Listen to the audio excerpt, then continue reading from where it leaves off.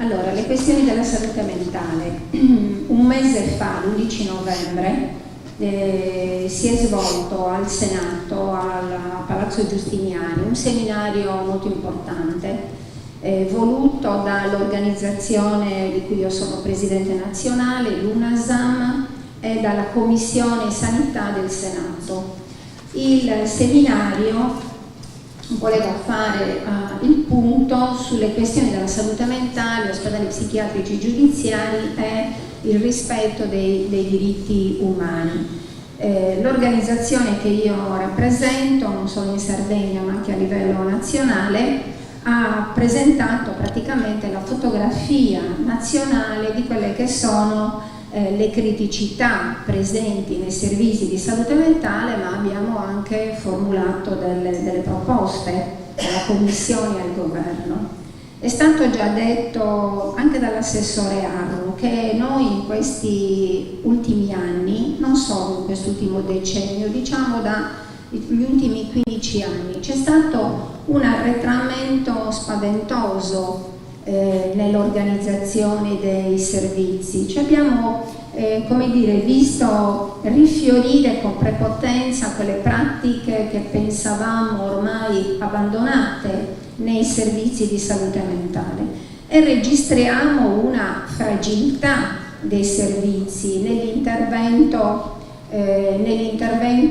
quotidiano a favore delle persone che vivono la condizione della sofferenza mentale, delle loro famiglie e della comunità in generale. Io vi dico solo alcune di quelle che sono le maggiori criticità che noi registriamo in Sardegna e in gran parte del territorio nazionale, quindi non è una situazione diciamo così di difficoltà, di criticità minoritaria, è maggioritaria. Nella maggior parte dei servizi di salute mentale ci sono delle fragilità, delle criticità, delle situazioni che ci preoccupano perché ci troviamo davanti a servizi che non sono capaci fino in fondo di farsi carico della complessità che una persona con disturbo mentale severo, quindi stiamo parlando delle persone che hanno delle situazioni di gravità, di complessità e non sono in grado di affrontare questi bisogni, non si è in grado di dare risposte adeguate a questi bisogni, non si è in grado di intervenire per far uscire le persone dalla condizione di bisogno, quindi anche modificare i destini delle persone. In Sardegna la maggior parte dei servizi, anzi tutti i servizi di salute mentale in Sardegna non funzionano sulle 24 ore. L'organizzazione dei servizi sulle 24 ore è una nostra precisa richiesta dalla data di pubblicazione della legge di riforma psichiatrica, perché noi sappiamo quanto sia importante l'organizzazione dei servizi territoriali di salute mentale sulle 24 ore, con l'accoglienza nelle 24 ore. Ci sono in Italia degli esempi di buone pratiche dove i servizi lavorano sulle 24 ore, fanno l'accoglienza notturna, costruiscono percorsi di presa in carico globale, lavorano col territorio in perfetta sintonia con i comuni, con le autonomie locali e con la comunità in generale e ottengono dei buoni risultati, cioè le persone che hanno la possibilità di utilizzare servizi così bene organizzati hanno dei destini differenti dalle persone che invece hanno nel loro territorio servizi di salute mentale che sono prevalentemente ambulatori psichiatrici.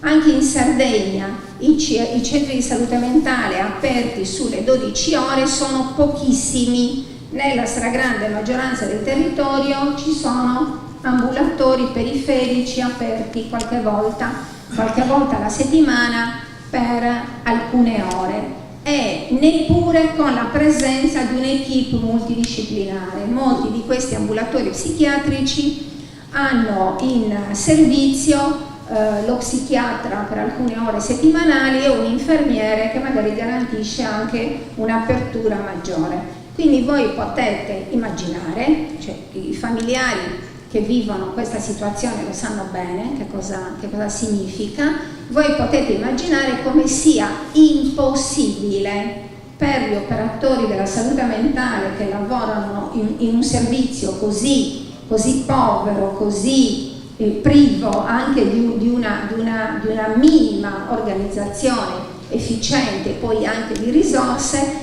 come sia assolutamente impossibile pensare di avviare una presa in carico globale e costruire percorsi personalizzati di cura, di riabilitazione, di reinserimento sociale, di restituzione di diritti di cittadinanza. Ecco, noi dobbiamo ragionare, quindi mettere in campo quelle che sono le difficoltà reali di un servizio, quindi noi familiari, ma noi cittadini in generale, perché dobbiamo andare ad individuare esattamente dove sta il problema per poter modificare la situazione.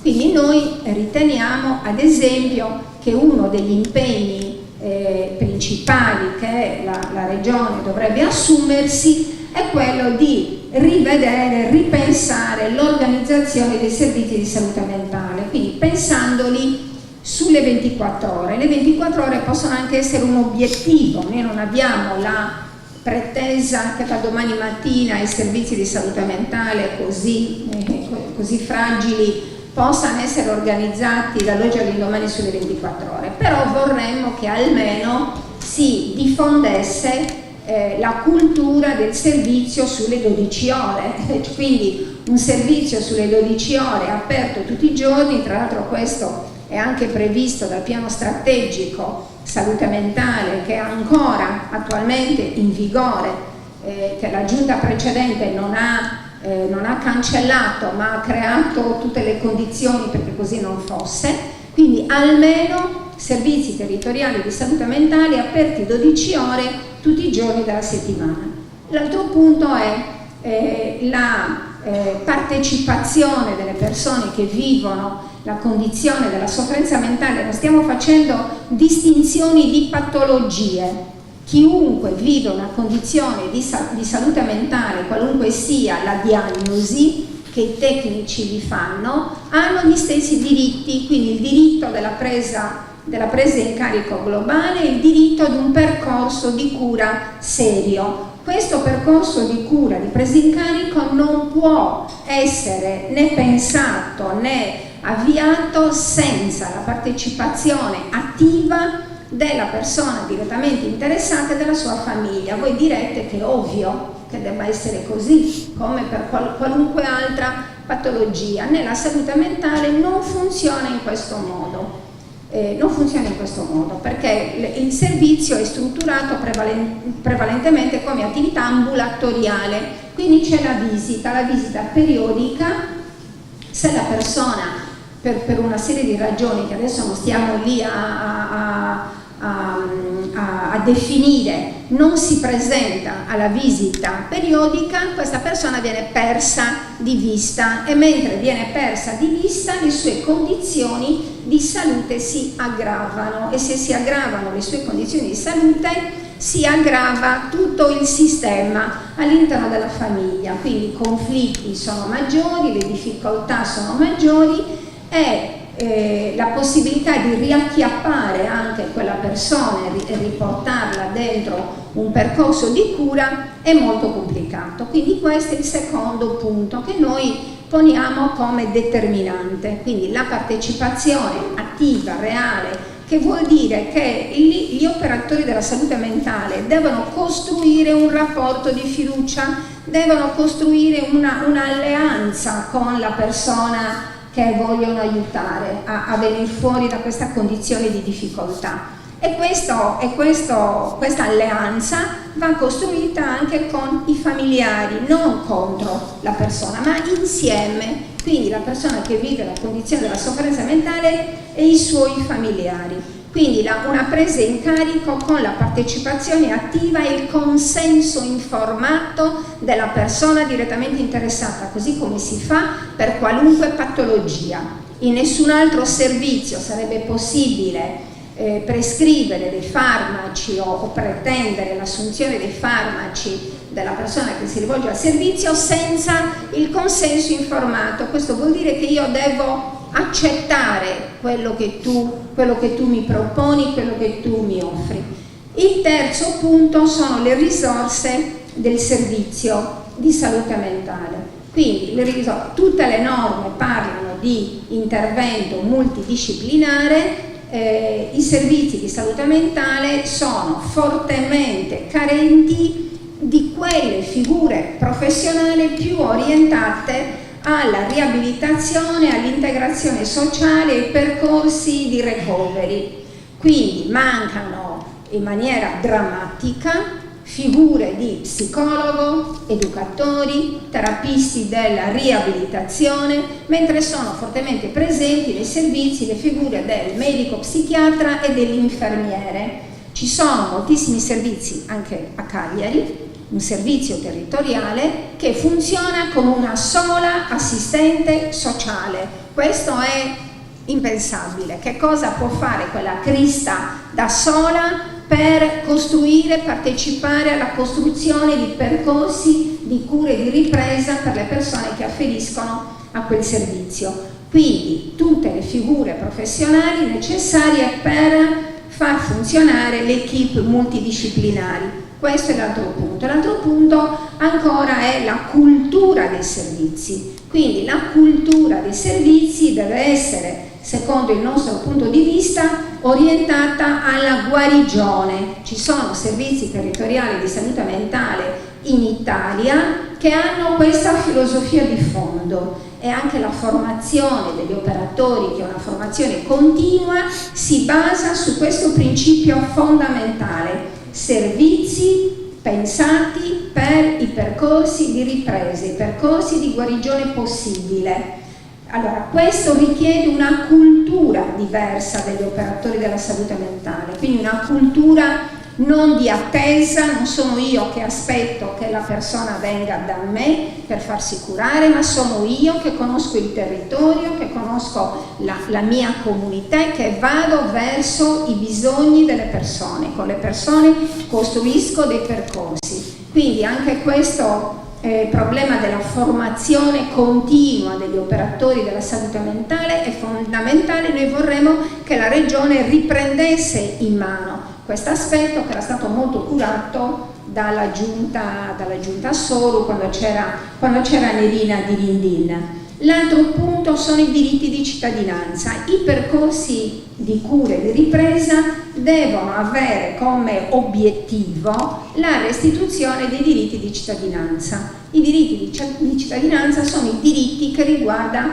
ciascuno di noi, ancora di più le persone che vivono la condizione della sofferenza mentale. Quindi il diritto all'abitare, il diritto al lavoro, il diritto alle relazioni affettive, il diritto ad essere parte integrante di una comunità umana. Su questo lavorare su questi principi non è cosa facile, richiede un'apertura mentale ampia, richiede risorse, richiede una partecipazione responsabile anche da parte delle persone e dei familiari, richiede una partecipazione attiva anche dell'intera comunità, quindi una partecipazione attiva anche dei comuni. I comuni sono chiamati a partecipare alla costruzione dei percorsi di cura e di ripresa delle persone che vivono una condizione di sofferenza mentale. Ecco, ci troviamo in una situazione di grande difficoltà, proprio di estrema difficoltà, e quindi noi vogliamo che venga proprio cambiato lo sguardo istituzionale, lo sguardo sociale verso i problemi della salute mentale, perché altrimenti ci ritroveremmo ogni volta a dover pensare in luoghi dove si mettono le persone che non sono gestibili, che non riescono a stare nelle questioni, a stare nelle relazioni, a stare nelle comunità. Ecco, siccome noi non vogliamo che siano pensati luoghi altri dove mettere chi non ce la fa, noi crediamo fortemente che occorra proprio un grande salto di qualità, una grande rivoluzione culturale su queste questioni, perché chi vive, chi si trova a vivere la condizione della sofferenza mentale sia, come dire, un passaggio per poi ritornare nella condizione di benessere. Questo noi vorremmo che fosse la filosofia di fondo dei servizi di salute mentale. È un passaggio, un momento in cui sto male ma posso stare bene, posso stare meglio, posso riprendermi la vita.